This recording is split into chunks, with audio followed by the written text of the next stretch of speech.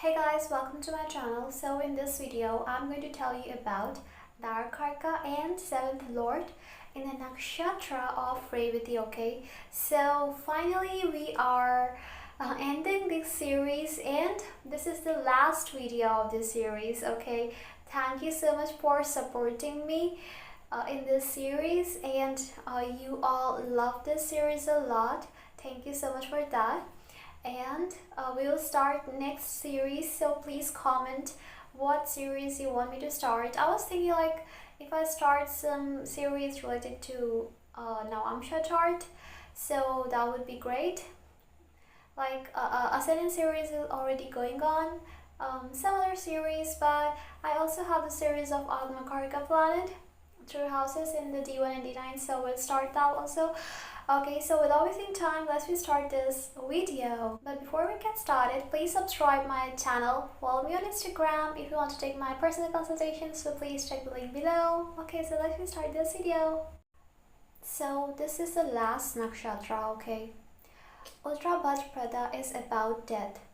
When we die, that's why the symbol of that nakshatra is a deathbed. Same way, Revati Nakshatra is the light.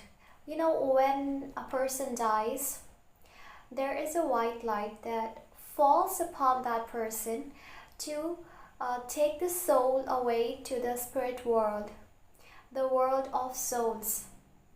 Okay, and that light is the Revati. Okay, represented by Mercury. Mercury is the vehicle or transporter that takes your soul towards the next journey. Okay, so Revati is a very movable nakshatra, and after that comes Ashwini, when we start life again in the new form, in the new body, from zero. Okay, forgetting whatever happened in the past, whatever happened in this birth.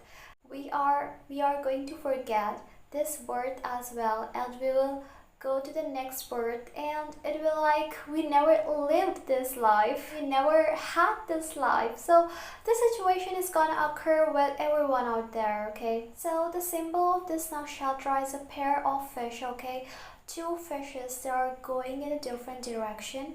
Okay, they are not in the same direction.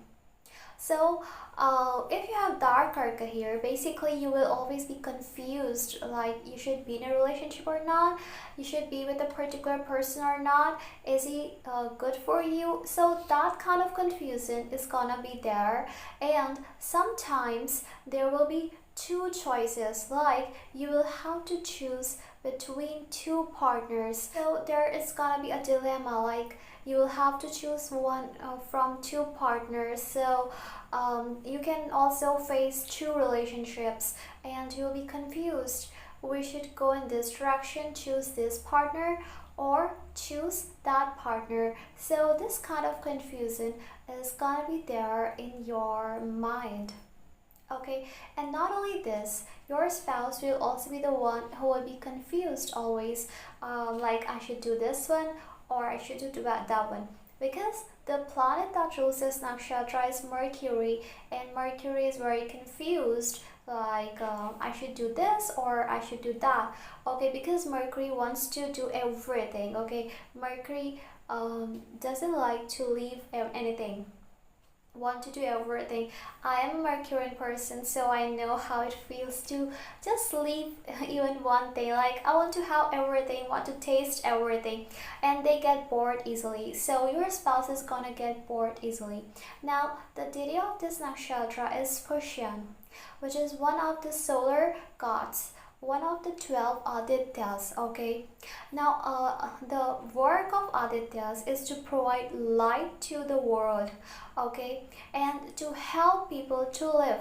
So this deity Pushyan is actually the god of souls. Like the task of this deity, of this nakshatra, is to take the souls from one place to another. Okay, he is the protector of all the cattle, of the animals. Okay, the protector, the nurturer of the animals, the nurturer of the souls, the nurturer of the mankind, of the humans, of everyone. Okay, One thing we need to remember, that whenever a soul leaves the body, no matter whatever karma he has done, he needs nourishment, okay? Because now the soul is going from one journey to another, and it's everything is new for the soul, and soul needs love and compassion to go into the next journey. And that's why this nakshatra is very calm and quiet nakshatra, because we also see that when a person dies, no matter how much angry we are with that person, but when the person dies, we generally forget everything. Okay, we forgive that person and we don't hold any grudge against that person. So same way, this nakshatra is very calm and quiet nakshatra. So the deity of this nakshatra, the job is only to take the soul from one journey to another, to the spirit world, the soul's world, where the soul is gonna live for some time, and then the next birth will be decided. Okay, and this deity also protects animals, all the animals, the cattle. Now, the animal symbol of this nakshatra is a female elephant. We know that elephants are very compassionate and very friendly animals, and the females are basically more compassionate, friendly, kind, and tender. So that's why these people are gonna be very tender, kind, innocent, friendly, compassionate, okay, helpful, and very nice person. So now, having Darakaraka here shows that you are here to solve some karmic debt, okay? Some leftover karma of the past life needs to be solved. And when that karma will be solved, you and your spouse will be freed from the karmic debt. Okay, we can say the chain of karma that's tying both of you together will be broken. Okay, the karma will be finished and you both will become free souls, and you will be able to decide if you both want to be together in the next life or not, or if you want to break this connection in this life itself. So it will depend upon you. But one thing is very sure, that it is the clearing of the karma of the past life, some leftover karma, and help you to progress towards your next journey, okay?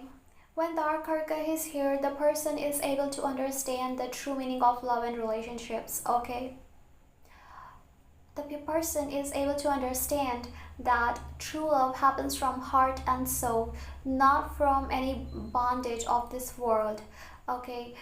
Even if you not marry the person you love, but if you are connected to that person from your heart and soul, then that person is yours and you are of that person. So the relationships of this world, given by this world, doesn't matter to you, because you understand the true love, okay? What is true love? What is loving someone truly? Especially if Venus is here. If you talk about the characteristics of your spouse is going to be very gentle, very kind, very innocent, friendly, social, but restless, okay? Mind will be very restless, because no matter it is Jupiter's sign, but it is Mercury's nakshatra, so that restlessness will be there. Like the person will not be able to choose between two options. Okay, the mind is constantly working, thinking, especially of the things that are beyond this world. Okay, so that restlessness is gonna be here because it's Mercury's nakshatra. Okay, your spouse is gonna be very intelligent. Okay, that intelligence will be there because Mercury and Jupiter are together. So intelligence is gonna be there. When two planets that represents intelligence come together, then automatically the person becomes intelligent and wise and matured. The person will not like to take credit of his work. Like there are 12th house, they are hidden somewhere. They don't belong to this world. They are happy in their lonely world. Okay, they don't have an interest in gaining name or fame. If they get it, it's okay. If they don't get it, it's all right. Okay, so they shy away from the limelight, they shy away from the camera, so they shy away from the limelight, they shy away from the camera. Okay, and they are very hardworking. Even if they are not recognized, even if their work is not appreciated, still they are going to put their 100%. Okay, they are very hardworking, very diligent. Sometimes they become overly sensitive, okay, very emotional, like even little things hurt them a lot. Even like they will feel like crying, even like small things will hurt them a lot because it is Mercury, which is childish. Like if we say something to a child which hurts a child, then he'll start crying. Same way, they are very compassionate. Like if they are compassionate, they will want to have it in return. So your spouse is gonna be very sensitive, emotional, very kind-hearted person. But one thing is that they are not easily attached.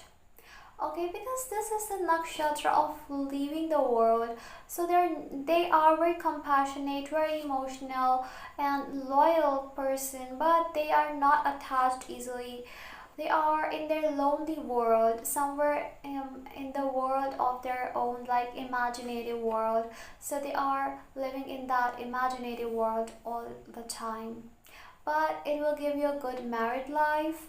Okay, it's a blessing that you are having such a good married life, having such a good nakshatra which doesn't carry any negative quality. According to me, at least, it doesn't carry any negative quality because when we leave the body, that is the moment of the soul meeting God. No matter nowadays people don't do that, they are still thinking of the world, but that will not change the meaning of the nakshatra, right?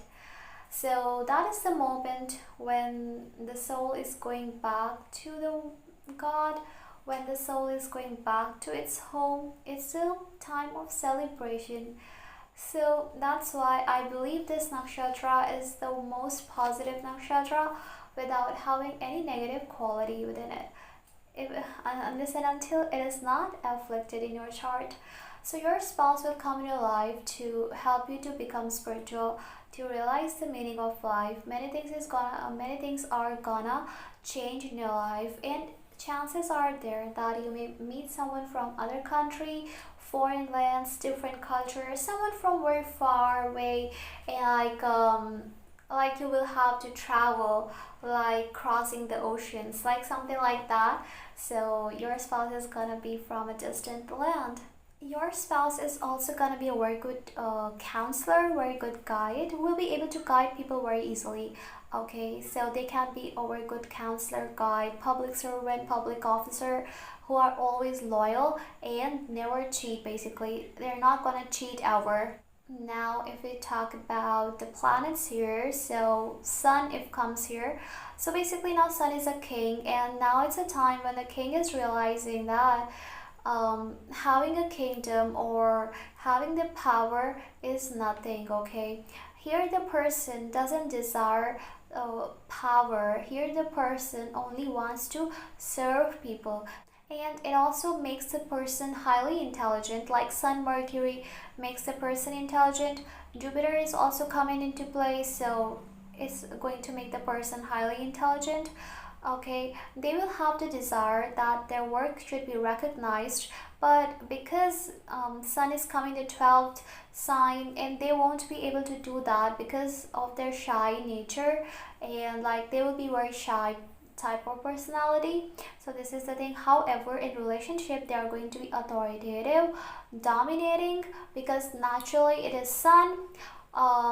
Its chances are there that your spouse won't speak or tell you what like his authoritative, or he wants that his wishes are fulfilled, or you be according to them. They won't say that, but somewhere it will be in their heart, so they will try to dominate you as well. They will be good looking, intelligent, and very spiritual dharmic person, will never cheat, will always walk on the dharmic path.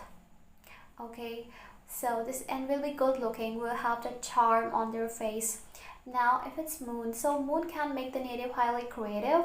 Okay, here the mind is constantly working, mind is constantly thinking something, especially of the things of the other world.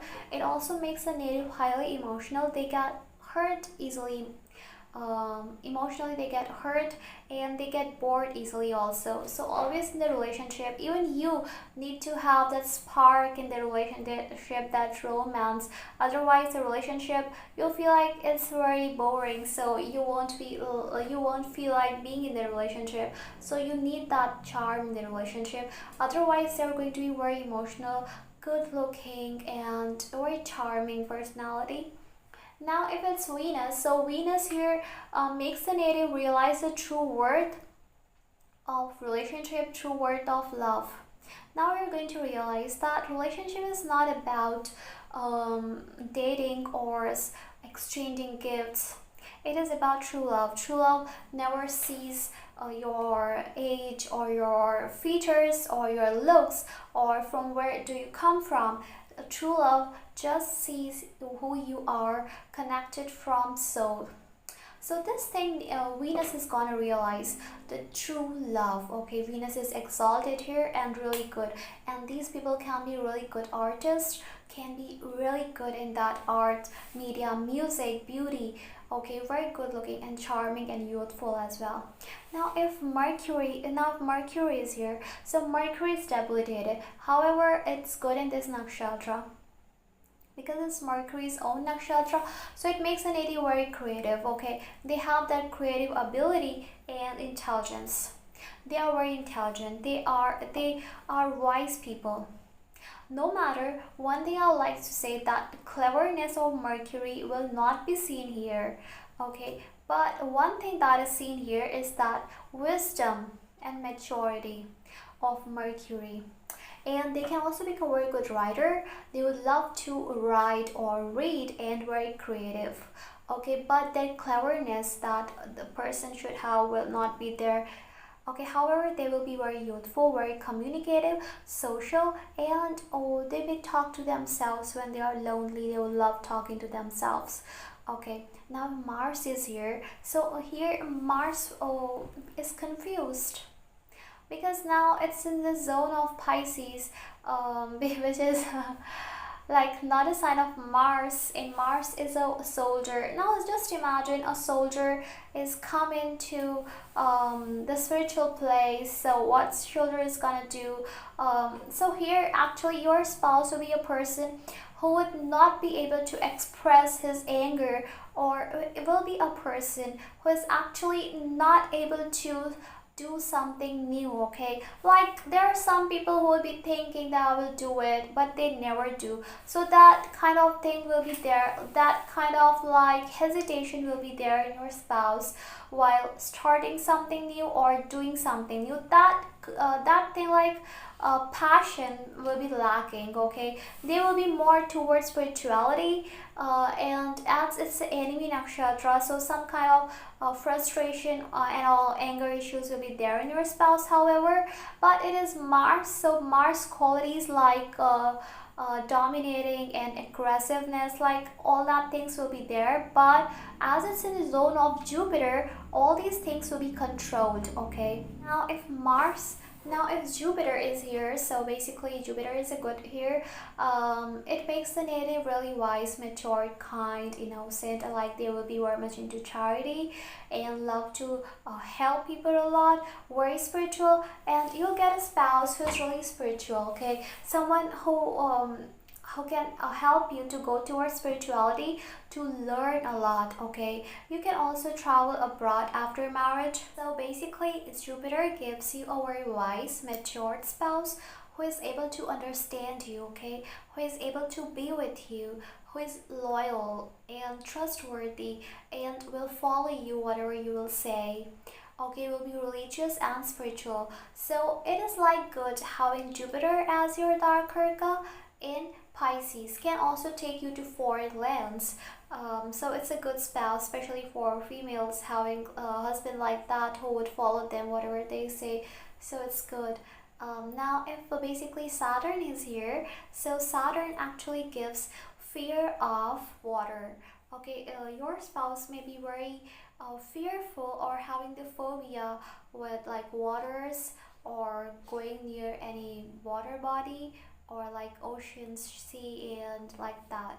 So your spouse may be having that kind of phobia when Saturn is in Revati. It is because in the past life they must have died because of some related to water, like drowning or something. So they must have died because of water, and that's why that feeling or fear is carried forward in this life if Saturn is your Darakaraka. Okay, I hope you enjoyed the video. It was helpful for helping you to understand your Darakaraka. Okay, thank you so much for supporting this series. Bye bye.